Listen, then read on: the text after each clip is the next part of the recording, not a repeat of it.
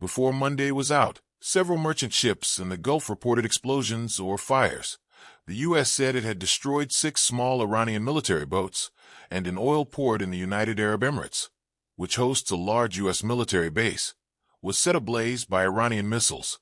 Trump gave scant details about his new effort, which he called Project Freedom, to help stuck ships travel through the strait when he announced it on social media, 2 days after a legal deadline under U.S. law had passed for him to get authorization from Congress for the war.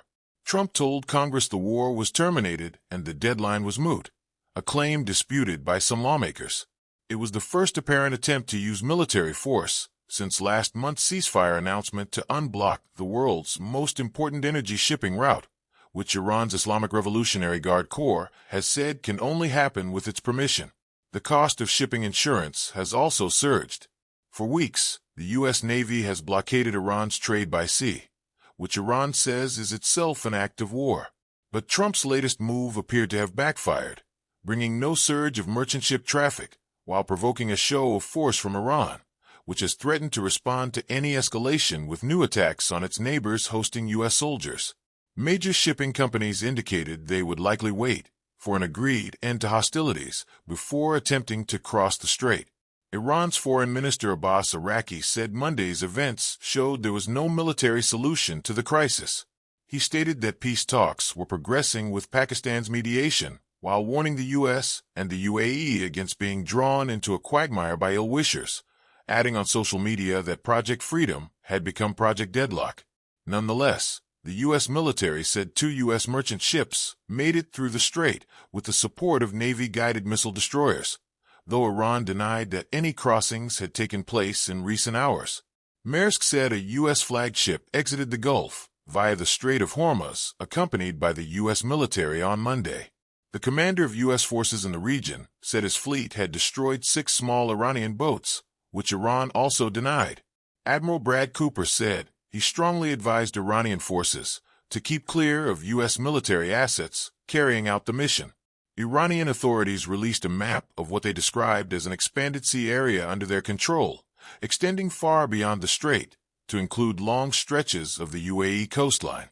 South Korea reported that one of its merchant ships in the strait suffered an explosion and fire in its engine room, though no one was injured, and it remained unclear whether the fire was caused by an attack or an internal issue. The British Maritime Security Agency reported that 2 ships had been hit off the coast of the UAE, while the Emirati oil company ADNOC said one of its empty oil tankers was struck by Iranian drones, following reported drone and missile attacks inside the UAE, including a fire at the key oil port of Fujairah. The UAE described the situation as a serious escalation and stated it reserved the right to respond. The government also implemented remote learning for school students as a safety measure.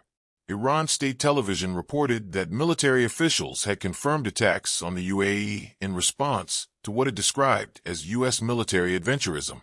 Earlier, Iran said it had fired on a U.S. warship approaching the strait, forcing it to turn around, although the U.S. denied that any warship had been hit, and Iranian officials later described the action as warning shots.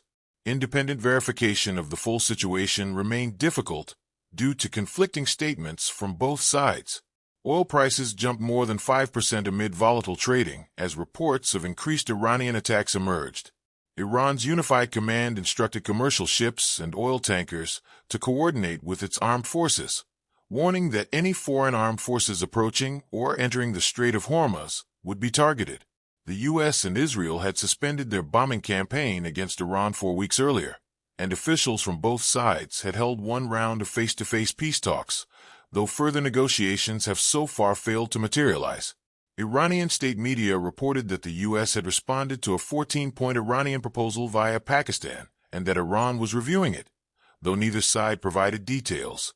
The proposal suggested postponing discussions on Iran's nuclear energy and research programs until after an agreement to end the war and resolve the shipping standoff. Trump indicated he was still reviewing the proposal, but would likely reject it. U.S. intelligence assessments suggested limited damage to Iran's nuclear program since the war began, despite earlier attacks by the U.S. and Israel. Trump has stated his aim to remove Iran's stockpiles of enriched uranium to prevent any potential development of nuclear weapons.